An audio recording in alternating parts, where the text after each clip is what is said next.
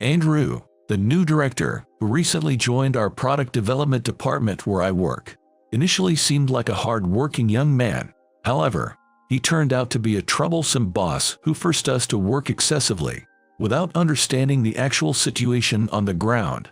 If things continue this way, my colleagues will collapse. I decided to take a risk and protest. Andrew, the new director, distorted his face and snapped back. So you've been leaking our product's confidential information. A dropout who betrays the company is fired. Rushed out of the company by Andrew. I stood in front of the building for a while, but then I pulled myself together and called Henry, the CEO. When I explained the situation, Henry gasped and grilled me. What will happen to the patents if you leave the company? My patents are the only thing keeping the company from going bankrupt in a month, but since an incompetent high school dropout is fired, good luck with that. What? President Henry called me to his office, saying that he really wanted to talk to me in person. There, waiting for me, was someone I never expected to see. My name is Morrison Thomas. I'm a 32-year-old corporate worker. I got a job at a local factory right after graduating from high school. That's because my family had been struggling financially ever since my father fell seriously ill and was hospitalized when I was in elementary school. I took the job at the local factory to help support my family, but the factory was small and went bankrupt after 8 years. I was at a loss for what to do next when someone approached me. It was Mia Campbell, who worked at a client company of the factory. Thanks to the introduction of Mia, who is 3 years older than me and apparently has a good position, I was able to join a large company that I would not have been able to pass the document screening for with my original educational background. Since then, I have been working hard for the past 9 years, always grateful to her. I was happy to be assigned to the product development department because I've always liked creating new things. It's also true that at first, I was anxious about whether I, a high school graduate who joined a company midway, would fit in with my highly educated colleagues at the large corporation. However, once I started working, I realized that educational backgrounds and age don't matter at all in product development. As we discussed how we could improve our products, I naturally became friends with my initially awkward colleagues. Before I knew it, I had become the center of the team by the time the first product was finally completed, after working hard on product development. Since then, I've been working tirelessly every day, becoming someone my team can consult with on various matters, and we've started to take on more innovative and bold development projects. As each day passed, the bond of our team grew stronger. Several products we developed became socially popular and were turned into a series. Now, these series have become flagship products that support the company. I finally felt a sense of relief when people started saying that the company's sales would be stable as long as the series continued. I wonder if this has been a way to repay the company and Mia for their help at that time. With that in mind, I worked hard with my colleagues, feeling a sense of pride and confidence backed by experience. We were so absorbed in our work that we never expected the workplace to become so fulfilling and for us to lead such satisfying lives. Never did we imagine that the future of the company could be drastically altered by just one person. That person was Andrew Campbell, who became the new head of the development department due to a personal change. Andrew, the department manager, is only in his early 30s, making him younger than me. He has never been in the development department before, nor does he have any development experience. The reason he became the manager is because he is the son of the company's president. From what I've heard from my colleagues, it seems that he is being transferred to each department in sequence in order to gain experience for taking over the company in the future. He had worked in general affairs, sales, and other departments. It seems that the next department to be transferred to is the development department where I work. Initially, we welcomed him, thinking that the future president wanted to learn about on-site operations firsthand. However, such an illusion soon crumbled. Now that I'm here, I expect you all to drastically increase sales. The way you've been doing things is too lax and there's too much waste and failure. On the morning assembly of my first day at work, Andrew stood in front of us with his arms crossed and declared, as he had said, from that day on, we were constantly chased by the development of products that seemed profitable. Following the instructions of Andrew created a sales table down to the last penny and kept track of sales in real time. If we didn't meet the target figures he set, he would yell at us, saying our efforts were insufficient. We were simply baffled by such a sudden change in policy. Until then, the development department would have meetings with all employees before developing a new product, where we would share opinions without hierarchy, working together as a team. But now, we were so chased by sales figures that we barely had time for meetings, let alone exchange greetings. In just 1 month after Andrew's arrival, the atmosphere of the development department had changed to a tense and oppressive one. Seeing the gloomy faces of my colleagues, I was determined to confront Andrew to change the situation. After all, both the senior employees and the younger staff were exhausted, barely managing to meet their daily quotas. It's hard to come up with good product ideas with a mind that's stressed out. Above all, I didn't want to see the workplace I cherished so much being ruined any further. "Excuse me, manager. I would like to talk to you about our working conditions. I'm concerned that if we continue like this, employee morale will suffer and we won't be able to sustain ourselves. If you have time to worry about trivial things, get to work." But Andrew wouldn't listen to any opinions and just kept piling more work on me. So, I decided to accumulate enough achievements to not receive any complaints by focusing on product development. But no matter how many proposals I submitted, Andrew wouldn't properly review the documents and would reject them with baseless complaints or ask for incomprehensible revisions. It seems like Andrew was simply shooting down my ideas on a whim. The revision he asked for yesterday would be scrapped the next day. Such practices became a daily routine. Even if I managed to get a presentation he liked approved, he would demand it be finished quickly, with unreasonable schedules. And after repeating overtime work to the brink of our limits and finally managing to launch the product, all the achievements and evaluations of the product would be claimed by Andrew, working desperately while being criticized, only to have the fruits of my labor taken away without any reward. As this cycle repeated, the motivation of the employees continued to decline. To make matters worse, as we struggle, our rival companies begin to rise in the ranks. Products similar to those we had been launching were being developed one after another by a rival company. Among these were products that closely resembled the proposals we had submitted, which Andrew had rejected, and they were launched by our rivals to great sales success. Unable to endure such irrational circumstances and the dismal working environment with no prospect of improvement, employees, starting with the younger ones, began leaving the company one by one. Now, only those who couldn't afford to quit because they had families to support remained in the workplace. But instead of panicking about this abnormal situation, Andrew was convinced that the employees who remained wouldn't easily leave the company and imposed even harsher conditions on us, working overtime until the last rain became the norm. Furthermore, tasks that Andrew should have been handling himself started being assigned to us as well. As the end of the day approached, Andrew would come to my desk and arrogantly throw documents at me. "Finish these documents as well. The deadline is tomorrow morning." After giving this order, he himself would leave work on time, leaving us behind. Ultimately, the few of us who remained were left to handle nearly double the amount of work as before. I asked him to at least hire new employees to replace the ones who had left, but he insisted that the work was still manageable and eventually refused my request. The ones who left were incompetent employees who couldn't even handle this level of work. "You guys are capable, so this amount of work should be expected of you." As rumored, Andrew has absolutely no experience working in the development department. I don't know if it's because of that, but he didn't seem to be aware at all how unreasonable he was being with us. His poor work instructions didn't end there.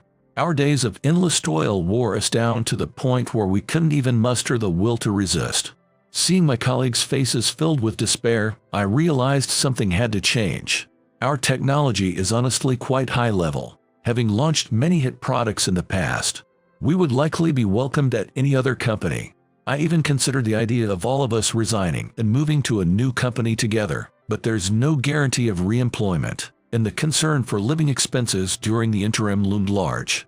On top of that, the fact that the severance pay we receive from the company will be significantly different depending on whether we resign voluntarily or are forced to resign is also a problem.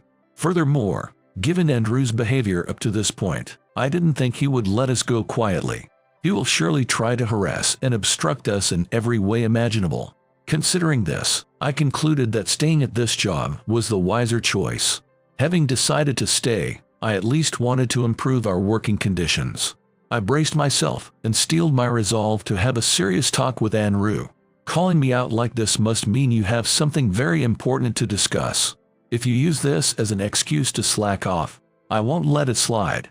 Andrew came into the conference room with a sullen look, not bothering to hide his displeasure, and heavily sat down on a chair.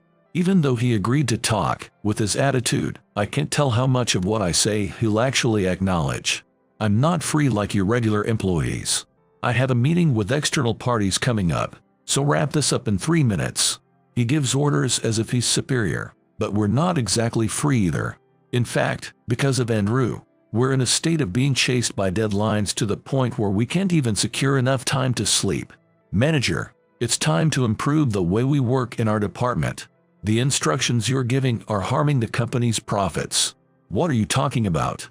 I don't recall forcing anyone to do anything. Andrew's feigned ignorance and attitude made anger well up from the bottom of my stomach. It's impossible for employees to continue working in this state. And yet, what is Andrew thinking when such a situation could lead to the company's downfall? We're doing overtime every day, and the employees are already at their limit. At least stop taking credit for their work and acknowledge their achievements. Despite feeling a boiling rage, I bowed deeply.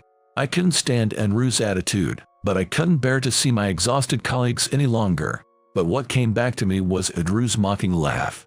You all work because you want to, right? The company pays you a salary for your labor. Where's the problem? There are problems everywhere. If this continues, all the employees will collapse. We've reached our limit. We've even been overtaken in sales by our rivals, haven't we? I tried hard to persuade Andrew, showing him the documents I had prepared. Lately, all the products similar to the series our company has been releasing are being commercialized by a rival company. Even showing him the documents I had compiled to illustrate this fact didn't move Andrew in the slightest. Despite our development department struggling under his poor working conditions while our competitors continue to increase their sales, it's impossible he doesn't see the current situation, yet Andrew refused to listen to my opinion. 3 minutes have already passed. As if to say the discussion was over, he ignored me and left the conference room. Left in the conference room, I sighed deeply. It seemed my only option was to take this matter to someone higher up. Thinking this, I went home, but by the next day, the situation had completely changed. The next morning, as I went to work, I pondered how to convey our troubling situation to the upper management. Arriving at the office, I was surprised to find Andrew there unusually early in the morning. As I stood there in shock, he confidently approached me with a broad smile on his face. Morrison, you don't have to come to work anymore. Stunned by his sudden declaration, I could only be surprised. But Andrew, looking pleased with himself, thrust some documents at me. In his hand was the comparison chart I had given him in the conference room the day before, comparing our company with a rival company. I never thought that it would be you, Morrison, who was leaking information to our rival company about our new product. What are you talking about? I asked back, not understanding the situation, but Andrew grinned and declared with a sneer, "You've leaked information. That's a serious act of betrayal against the company. You're a high school dropout, right? After all we've done to hire you, you repay us with betrayal." Being accused for something I had no recollection of, all I could do was shake my head. As I stood there dumbfounded, Andrew twisted his face in disgust and lashed out. "You're older than me and still just a regular employee. And to think you're resenting the company for it. Being a high school dropout and still working here is something you should be grateful for. Causing trouble for the company is unbelievable. There's nothing I can say to that." Even when I tried to speak, he forcibly cut me off to impose his own opinion. "Slow workers who betray the company while being high school dropouts are fired. Pack your things and leave before you are sued." Normally, even as my superior and the son of the president, Andrew wouldn't have the authority to fire me. But I was so shocked at the moment that my mind stopped working, and I was rushed out of the company by Andrew.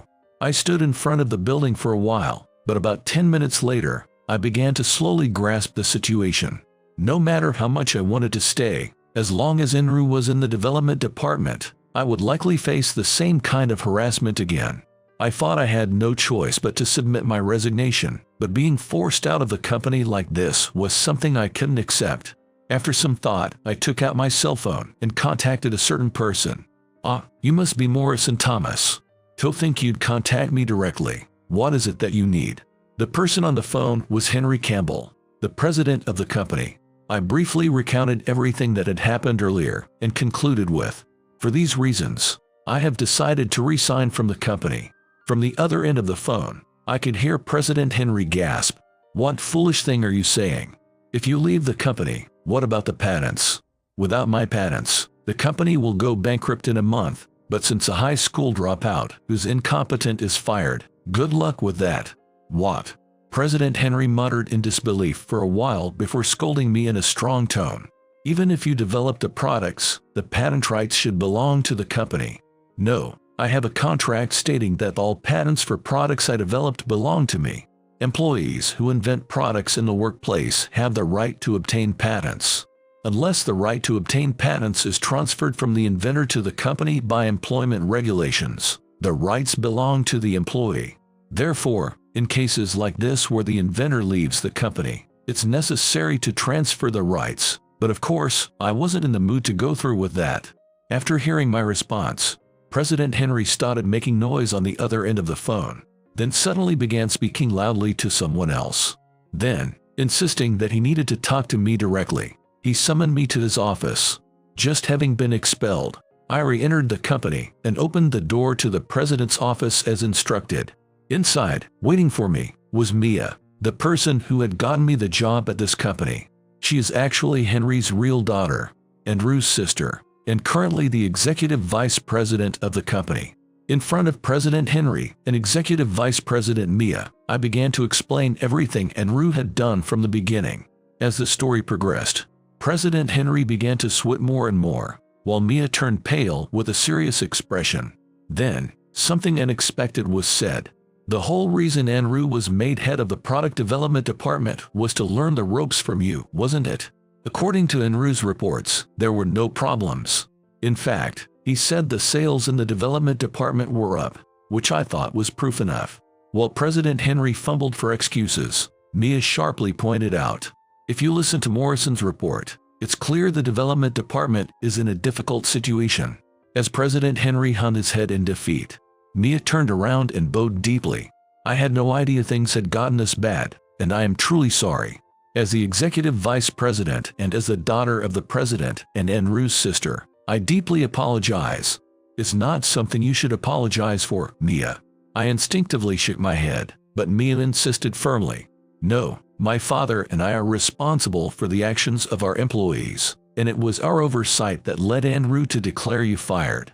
He probably thought I was just a high school dropout regular employee and didn't know about the patents.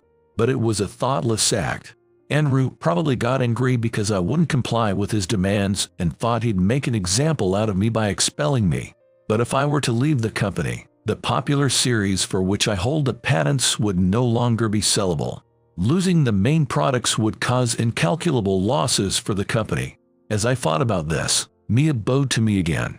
"I'm truly sorry for everything that's happened.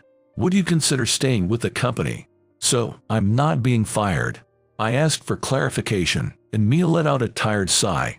"Andrew never had the right to fire you in the first place. He's probably misunderstanding his position as the president's son. However, the situation took an unexpected turn afterward.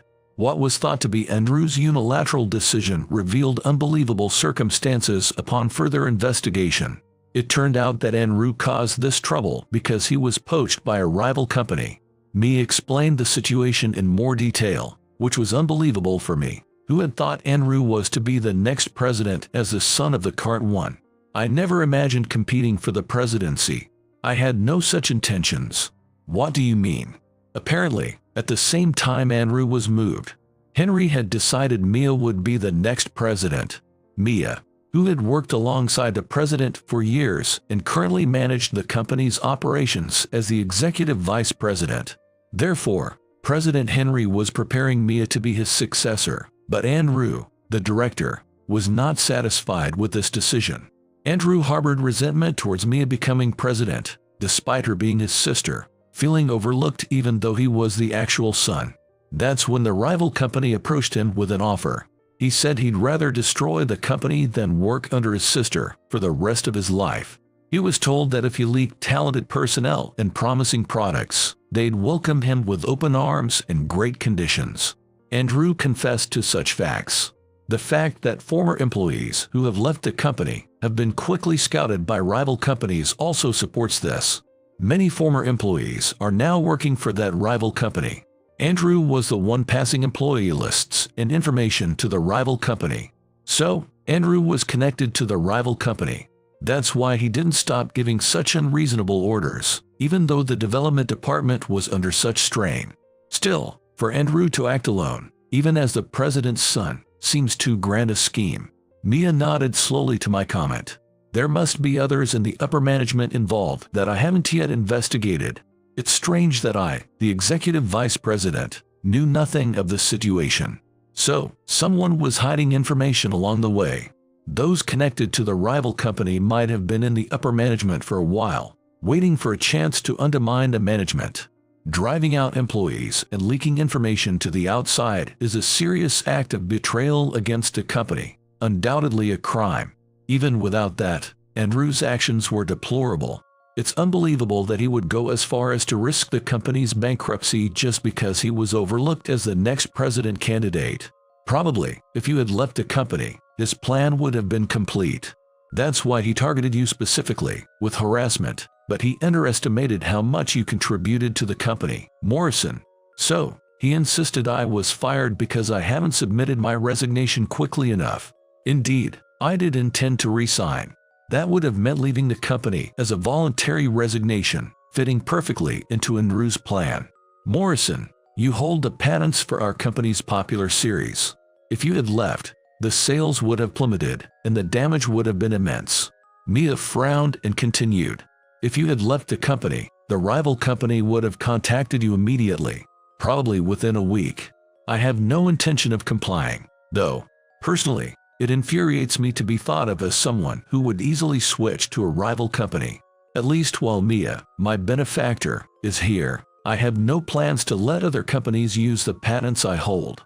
Those who plan to fire me probably couldn't understand or even imagine such feelings. Mia's lips, which had been tightly sealed, finally relaxed into a smile of relief. I know very well that you're a man of integrity, Morrison. Just to confirm once again, I'm still welcome at this company, right? When I asked, Mia's eyes widened in surprise. Of course, I would never approve of firing you. Besides, no termination notice or resignation letter has been submitted. Only after hearing Mia's words, I finally let out a sigh of relief. I look forward to continuing to work with you. Likewise, but first, we need to clean up the company. It's going to be a big undertaking. Mia smiled gently, but her eyes were filled with determination. What followed happened swiftly. While Andrew was cheerfully assuming I had resigned, Mia gathered trustworthy employees to share the information. Meanwhile, Andrew, in a good mood as usual, left for a dinner meeting right after his regular work hours. There, he celebrated the supposed success of their plan to destroy the company with upper management and employees from other companies involved in the scheme. Mia and her team, who had secretly followed them, were able to identify who the traitors were on the spot. Afterward, Mia and her team thoroughly investigated the cases the traitors had been involved in. They found evidence of improper removal and tampering with company documents, ultimately uncovering that a significant amount of talent and technology had been unfairly leaked. With that, everything is set in motion. The showdown came at the beginning of the next week. Some employees and executives who arrived at work sensed an unusual atmosphere and exchanged glances. An extraordinary personnel announcement was made by President Henry. The names of Andrew and those who had defected to the rival company were listed on a notice in the lobby. Among them were some big names, and everyone turned pale, trembling at the punishments being meted out. Why am I being fired? I'm the son of the president. Andrew, who received the harshest punishment, was indignant, spitting and ranting as if he couldn't accept it. Naturally, He received the severest punishment for intentionally leaking information. Violating the confidentiality obligation, he was subjected to disciplinary action. Standing in front of the furious Enru was his father, President Henry. "I know everything you did. You've caused a great deal of trouble, you foolish son. It's all your fault. How could you plan to make her the next president while tossing me aside in the company?" Andrew was red with anger, but President Henry only looked sad. "You can't suddenly become president without knowing anything about the company. I gave you the chance to learn about the entire company by experiencing different departments." But the president shouted at Andrew despite hearing the reasons. "Thinking you could become president just because you're my son is naive. That's why you could do something like betray the company without valuing your employees. Why would you do that?" Finally, realizing their plan had been fully exposed, Andrew looked around desperately for an escape, but he was surrounded by employees with cold stares. Realizing there was no escape, Andrew started to tremble and turn pale. "What you did is unforgivable. The company will dismiss you with disciplinary action. Of course, there will be no severance pay." Andrew collapsed to the floor, not sparing a glance before he began to cry. Other employees involved in the misconduct stood in shock or sweated profusely in dismay. The air was filled with a grim atmosphere, but I felt no sympathy for them. They had to atone for what they had done. Thus, the development department, which had been stirred up since Enru's appointment, somehow managed to return to its original state. And so, I reluctantly accepted the offer of promotion that I had turned down many times before. My preference for tinkering with machines on the ground floor as a regular employee hasn't changed. But if an incident like this were to happen again, I realized that as a regular employee, I couldn't act as a stopper. Considering the future, I quickly became a department head. The person who was most pleased with this outcome was Mia, my benefactor. It was impossible for Morrison, who has developed and patented so many popular series in the past, to remain a rank-and-file employee. "I look forward to working with you and our company in the future." Saying this, Mia, who had just been appointed as the new president, smiled brightly. Succeeding President Henry, she now runs the company competently. Although the development department had significantly decreased in numbers due to Enru's actions, once we started recruiting again, applications came flooding in. Surprisingly, former employees began to return one after another. Upon inquiry, it seems they had been holding off on finding new employment after resigning. Though they had received offers from rival companies, the timing was too coincidental, raising suspicions. Thanks to the return of many talented employees, the development department was able to quickly resume its normal operations. As for Andrew, he was indeed welcomed by the rival company as per the contract. However, with the plan failing and our company still standing, the promised position as a reward was revoked. Perhaps he wanted to avoid further trouble with our company. He was given trivial tasks as a window-side employee and couldn't stand it, submitting his resignation soon after, proclaiming he was meant for greater things. He left but has since been unable to secure a proper job, hopping from one part-time job to another. Nevertheless, the fact that information from our company leaked to a rival company is undeniable. Several products using our technology have been launched, causing significant damage. But Mia, the new president, proceeded calmly, filing for damages against the former employees who leaked corporate secrets. While thoroughly dealing with wrongdoing, she also actively embarked on internal reforms, ensuring compliance and revising the employee training system so that those with ability can advance regardless of their educational background or age. Thanks to these reforms, especially the new employees were motivated more than ever. Their fresh ideas, combined with my long-standing expertise, led to the development of groundbreaking new products one after another. Adjusting product plans to fit the times resulted in even more successful launches than before. Thus, the information leaked to the rival company became a thing of the past, rendered useless. Under the leadership of President Mia, our company continues to grow every day. Morrison, I'm truly grateful you're here. Will you stay with me forever? I'd be happy to stay with you, Mia. Expressing my honest feelings, she smiled joyfully. Since then, we have continued to build a close relationship both at work and in private. Meeting Mia was the greatest happiness of my life. Without her, I wouldn't be where I am today. I plan for us to continue supporting and encouraging each other, living a fulfilling life together.